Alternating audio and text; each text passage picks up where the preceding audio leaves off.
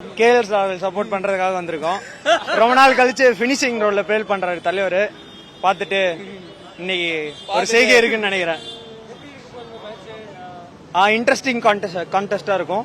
Fast பவுலர்ஸ்க்கு ஸ்டாருக்கு கலீல் அகமது அவங்களாம் எப்படி ஸ்விங் பண்ணுவாங்கன்னு எதிர்பார்த்துட்டு இருக்கோம். நான் வந்து ஆர்சிபி ஃபேன் ப்ரோ. தோக்கப்பாங்கன்றதுக்காக டீமை மாத்திக்க முடியாது. ஆனாலும் சிஎஸ்கே சப்போர்ட் பண்றதுக்காக வந்திருக்கேன். டிசி ஜெயிச்சா நல்லா இருக்கும். But better luck next time. இந்த தடவை தோனி கேப்டன்சி இருந்தாலும் நாங்க தான்.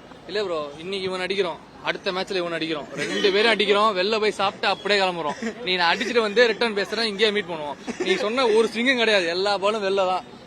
முடிச்சுட்டு வந்து பேசுறோம் ப்ரோ. நான் இங்கே தான் ப்ரோ, சென்னை தான். நான் சொந்த ஊர் திருச்சி பக்கம். ஓகேங்களா? என்ன போட்டிருக்கு?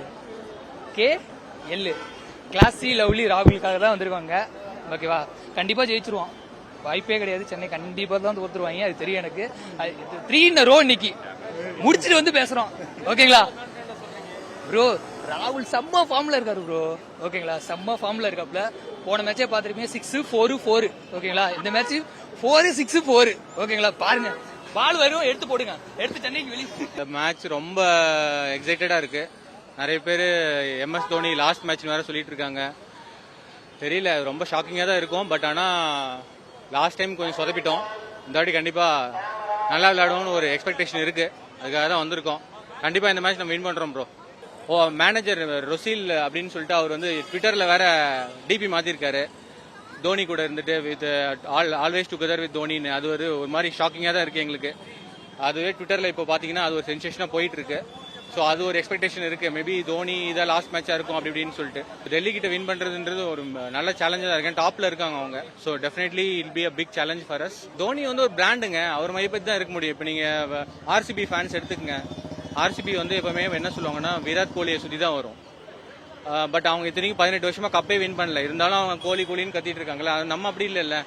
So we have 5 titles with us. We have 2 Champions League with us. Definitely Dhoni is a brand. Dhoni வந்து நீங்க மையப்படுத்தினா தோனி தான் he is a brand for CSK. அவரை மையப்படுத்தி தான் நடக்கும். இன்ஃபேக்ட் நம்ம இப்ப யாராவது ஜடேஜா அவுட் ஆனா கூட we will celebrate. நிறைய ஃபேன்ஸ் செலிப்ரேட் பண்றாங்க. அது கூட நிறைய பேர் வந்து கான்ட்ரோவர்சியா சொல்றாங்க. Even Jadeja don't have any problem with that. So everyone in CSK team will know that of course Dhoni is a brand. Every fan will be around him only. Branch மேனேஜ்மெண்ட்டும் சரி, எல்லாருமே சரி. ஸோ டெஃபினெட்லி தோனி மையப்படுத்தி தான் இருக்கணும்.